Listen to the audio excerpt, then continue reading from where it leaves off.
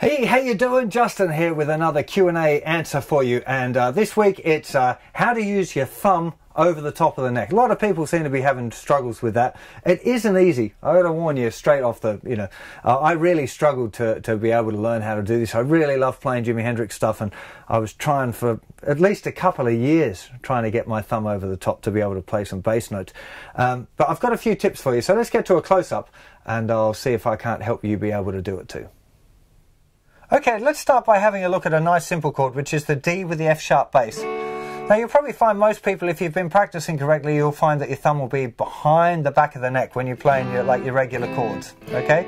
Very often you'll see that my thumb sits right over the top. No matter what chord I'm playing, it's kind of hanging around there.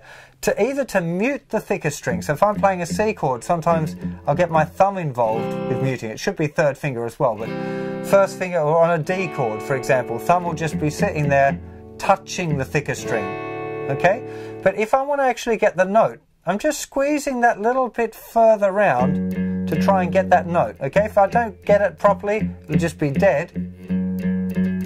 So I'm just kind of bringing it around, but it's quite kind of square on. My thumb is kind of level with the flat, level with the fret, not the flat, I don't know what I'm talking about.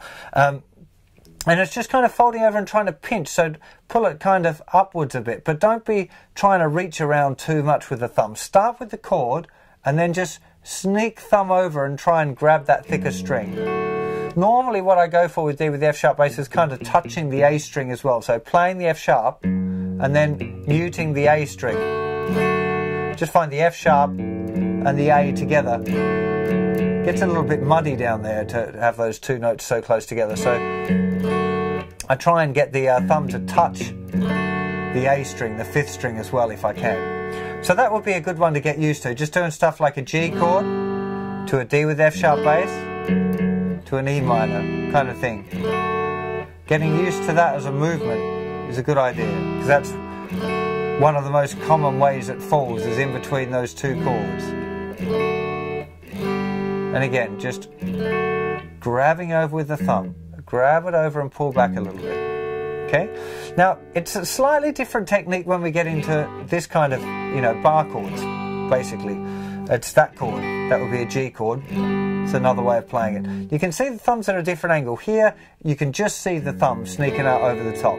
But now, you actually see quite a chunk of palm as well. So it's a slightly different technique. And this is the one that's kind of more usual. If you look at guys like John May, he's really got an incredible, you can get a lot of different notes with this. Even that chord, I find that a little bit difficult for me, but this is normal. This is the Jimi Hendrix style thing. And you're really gripping the guitar like it's a bat. The palm of your hand is right in the middle of it, and you're gripping the thing. I can hold the whole guitar up just with that hand that way. It really is like I'm holding a baseball bat or something. What you want to do to start this one is start with the first finger covering the thinnest two strings. This is the third fret. We're going to do a G chord first of all.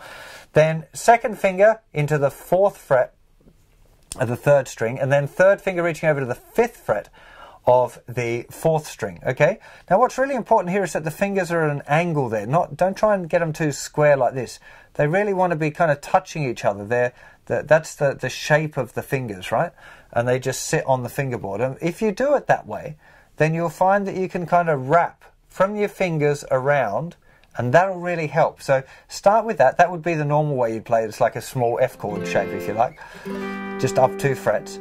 And then start with that. Remove your thumb, so thumb's off the back of the neck now, and then try and wrap your hand around, and then you can see that the part of the thumb that's pressing down is kind of the side of the thumb. It's in here, okay, that's pressing. It's not the flat of the pad like it was for the D with the F sharp. It's this little bit here, the edge of the thumb, just past the knuckle. So the first centimetre past the knuckle, that's where it's placed. It's not like this, it's not square. That's the big problem a lot of people make. It's the side of your thumb, just behind the fret, just like if you were doing a bar with the first finger's just behind the third fret. So this one kind of looks like I'm looking at the camera here at the screen, and I can see it looks like it's on top of, but it's not, because it's the side of the thumb. It's sitting just behind the fret. Okay? Might be worth just seeing if you can do that, just that one note.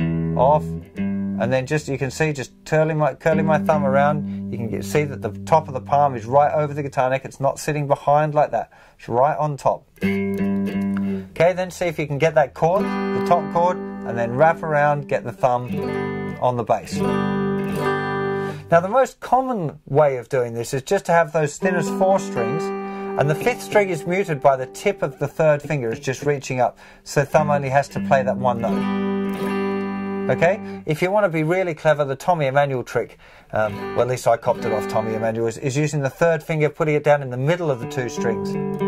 Okay, so I can actually get those 2 notes, the 4th string and the 5th string, with just my 3rd finger, putting it down in between the 2 strings. Okay, and that way I could use the thumb on the bass note, 3rd finger on the 5th string and the 4th string, 2nd finger on the 3rd string and 1st finger on the thinnest 2.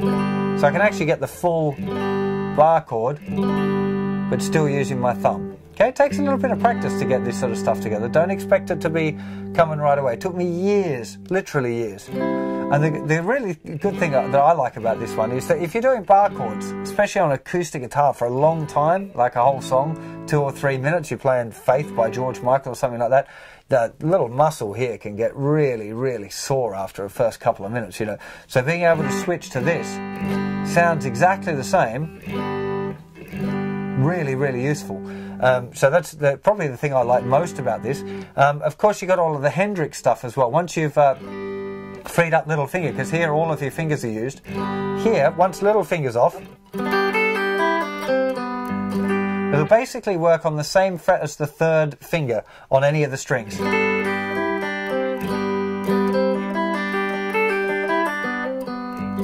Really nice way of getting some of those kind of fills in. Works with minor chords as well. Okay, so here 1st finger's barring 3 strings, 3rd finger playing the 4th string, tip touching or playing in the middle. I generally have it just on the 4th string for minors. You've got all of those extra notes you can add in there with a little finger. Now you can get kind of fancy with it as well, doing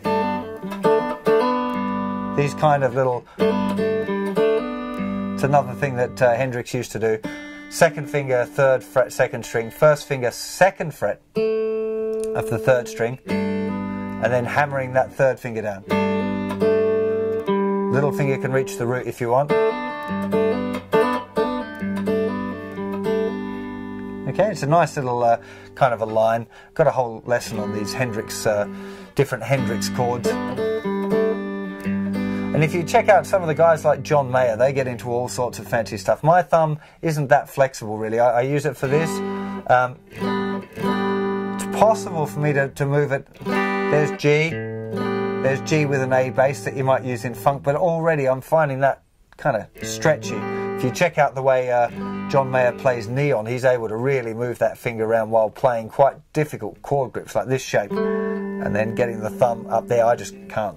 Even if I ow, that's actually kind of hurting. So, no, for me it's like that zone is the thumb zone and not other ones. But you might really want to experiment with how flexible your thumb is, because it's definitely a very useful tool to have in your arsenal.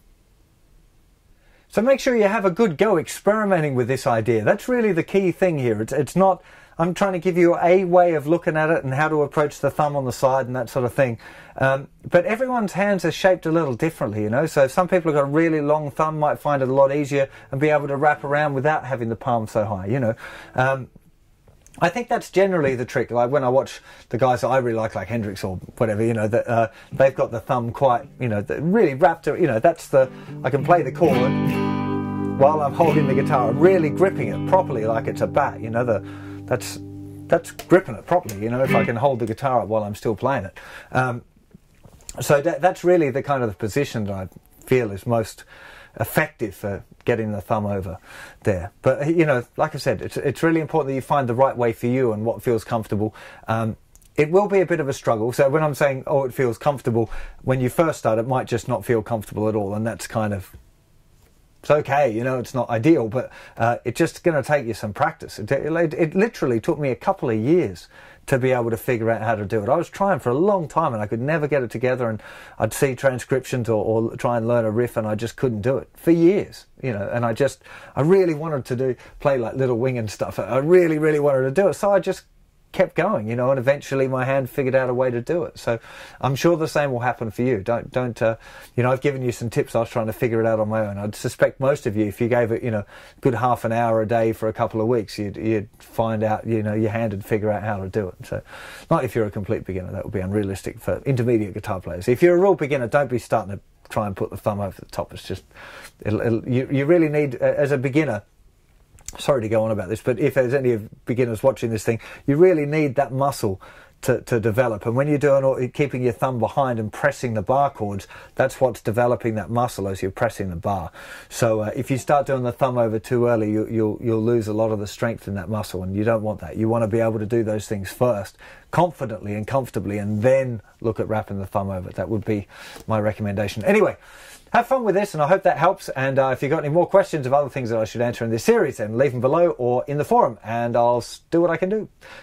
Take care. See you soon. Bye-bye.